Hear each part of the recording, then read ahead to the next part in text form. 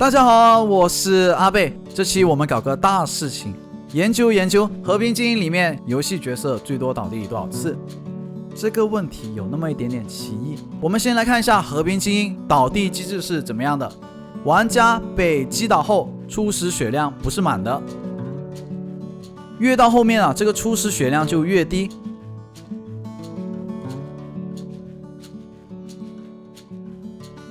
倒地后，玩家每秒还会承受一个伤害，这个伤害呢也是倒地次数越多，受到的伤害越多，这就不用我过多解释了。实战中，大家倒地次数多了，就会发现队友都来不及救自己，自己就挂掉了。概括来说呢，就是倒地次数越多，初始血量越低，并且每秒受到的伤害越高。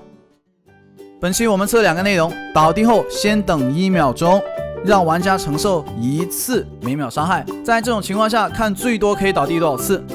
第2个测试内容，倒地后立马扶起来，看最多倒地多少次，就是初始血量直接就变0了，也就是救都救不了的那种。为了客观，同时为了方便大家观看，我会把测试的过程快进，但不会进行剪辑，就是那种从测试开始到结束一帧不减。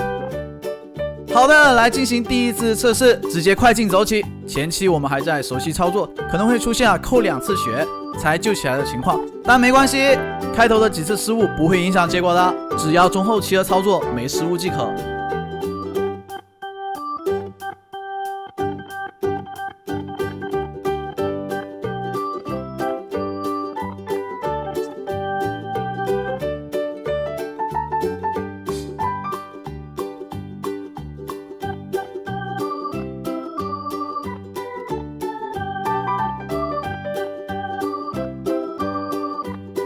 大家慢慢也发现了，每秒钟倒地扣的血量是越来越多了，感觉要到头了，等1秒再救，扣血死亡。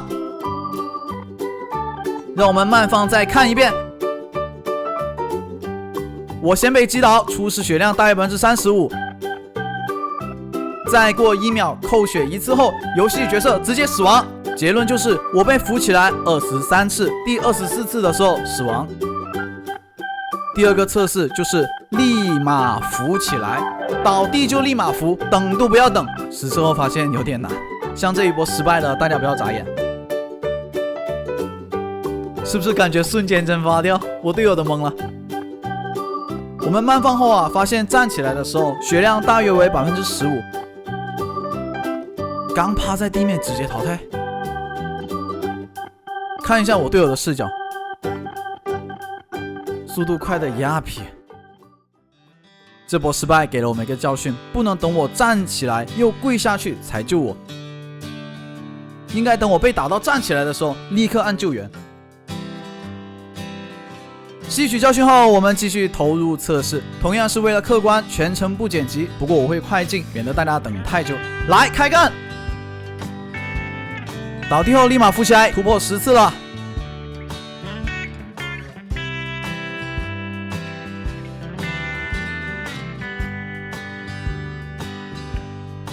倒地后立马扶起来，突破20次，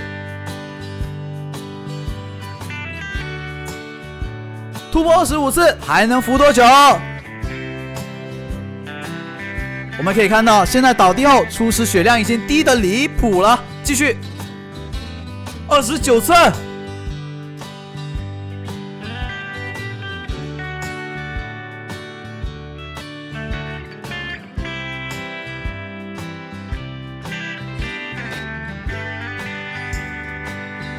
30次，还能继续吗？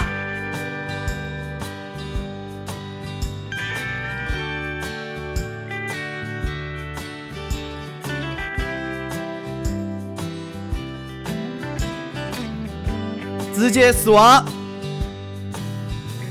慢动作回放看了一遍，敌人挥拳打我，只用了1拳，我连倒地动作都没有，直接淘汰出局。我的队友视角里连救援队友的图标都没亮，结论就是倒地后立马扶起来，可以倒地30次，第31次强制死亡。不知这个结果有没有出乎您的意料呢？如果喜欢本期视频，不妨点个赞，添加关注支持一下，感谢您的观看，我们评论区见。